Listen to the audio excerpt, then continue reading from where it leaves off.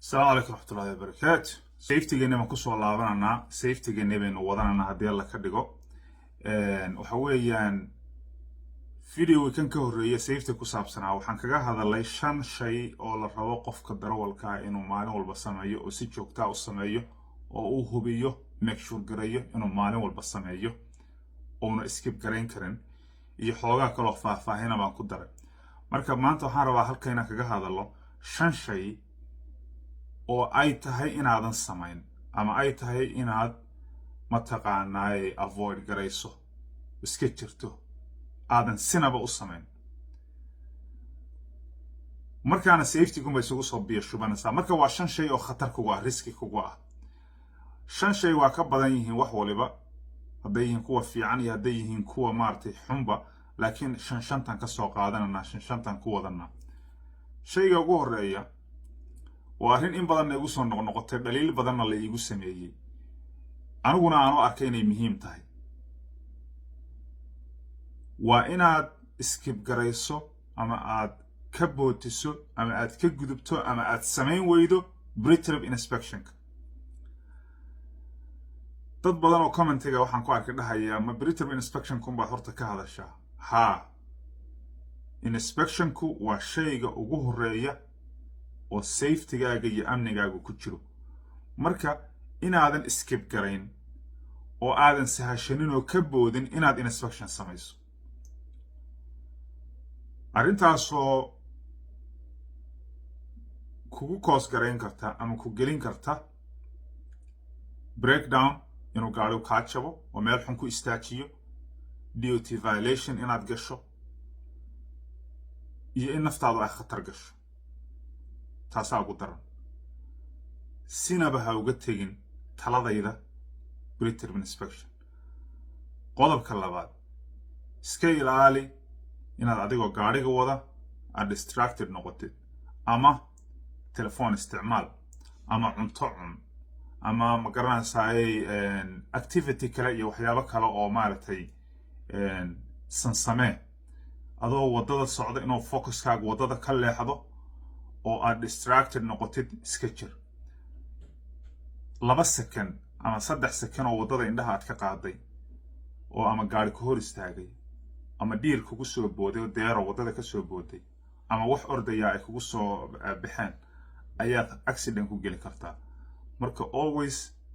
wadada iyo hareerahaaga iyo meeshii aad markaa marasid focus gare iyo gaarigaaga meeshuu marayo marka distraction ka iska ilaali midda saddexaad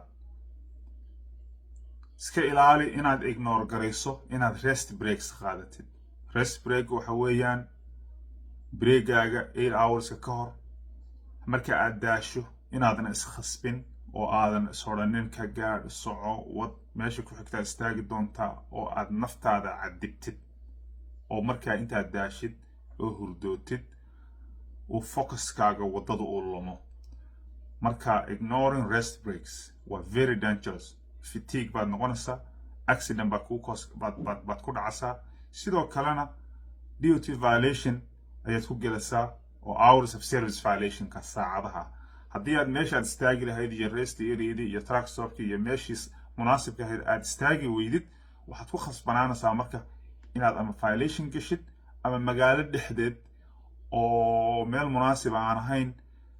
aad istaagto oo break ku qaadato ama shoulderka break ku qaadato wadada dhinaceeda aad break ku qaadato taasina waxay la xiriirtaa arintii time managementiga marka timekaaga inaad si fiican u manage garayso midda afraad speedingka iyo aggressive drivingka inaad speed garaysid speeding samaysid iyo inaad si aggressive oo cadhaysan oo caadifadaysan aad wadada u marto oo dadka wadada aad caydid farta u taagtid magaranaysaa hoonka ku yeedhisid dhinaca ka dhaaftid mataqaana ka xanaajisid oo aggressiveness aad la timaadid arrintaasi waa very dangerous road rage-ka iyo dadka wadada maraya inay isku xanaaqaan oo iscaayaan oo gaariga isku leexleexiyaan oo isu booteeyaan ama isu hanjabaan waa khatar cadiim weeye waxaa laga yaabaa qof ku dhaafi lahaa 30 second gudahood oo intaad wadada uga banaysaa dhihi lahayd warna iska soco waxa weeyaan hadduu xataa ku caayo hadduu xataa kaa gardanay hadduu xataa hoon kugu yeedhiyo qofkaa intaas arkaysaan waa waqti yar oo kooban marka intaa yar iska soconiyo how dheh just keep moving ma garat ka gaabi ka yara istaag ha ku dhaafo waxba ha la murmin waxba ha la maarta jaafaa jirqin waxba hoonka ha ku yeedhinin xataa hadduu kaa gardaran yahay iska dhaaf dhibku kugu geysanayaa ka badan ayaandhido hadda waxaa dhacday wiil saasoo kale laba wiiloo la iiga sheekaynayo mid Soomaali iyo mid kale oo intay wadada isku xanaaqeen uu gaari ku leexiyo wadada ka tuuray wiilka Soomaaliga saasoo ku dhintay dad badan baa ka sheekaynayo yaqaan maaqan Maryland iyo Florida mid ay ka dhacday road rage iska ilaali cidna wadada ha ka xanaajin midda shanaad ugu dambaysa halka aad wado ama driver ha ku jiro ama flatbed ha ahaado wayna secure ahaada failing to secure loads properly haddii loadkaaga si sax ah aadan secure gareynin oo u shift gareeyo oo u gadaaliyo horay u socdo oo ama markaad jiiro gashid uu alaabtii gadoonto xagga kale u gadoonto saa isu rogrogto balansiga gaarigaaga lumaya rarkaagii adigu aad wadatay aad islahayd gaarigu kuu dhex saaran yahay saad rabto u soco ayaa laga yaabaa inuu gaariga kula gadiyo mararka qaarkood waxaa la qaadaa alaab waaweyn oo culus oo rolls ah ama paper rollko kale ama foostooyin biyo iyo saliid iyo wax ku jiraan oo laga yaabo intay isrogaan inay tareelahaba rogaan marka cargo security waa muhiim unsecure cargo can cause serious accidents and DOT penalties DOT-duna ticket bay kugu siin kartaa unsecure cargo I know mararka qaarkood tareelaha adigu ma rarasid sida kambaniyada waaweyn oo kale sida FedEx iyo Amazon iyo UPS iyo kambaniyada waaweyn drop and hook loo sameeyo alaabta adigu ma rarasid kuwaasina badanaa alaabtooda iyaga secure gareeya laakiin sideedaba si tartiibo fiican isaga soco oo aadan koos garanin intaad xoog u leexato ama jiiro xoog u gasho ama xoog u istaagto ama xoog u dhaqaaqdo aadan alaabta daadinin sababta at the end of the day waxa la rabaa inaad deliver gareysaa waa alaabtan haddii alaabtii jajabiso ama iyadoo ay adiga dhibaato ku geysato waxa weeyaan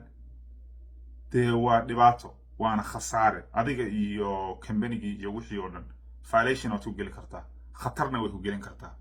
marka shantaas shay baan ku soo koobana insha Allah la soco qaybta dambe insha Allah. Assalamu alaykum.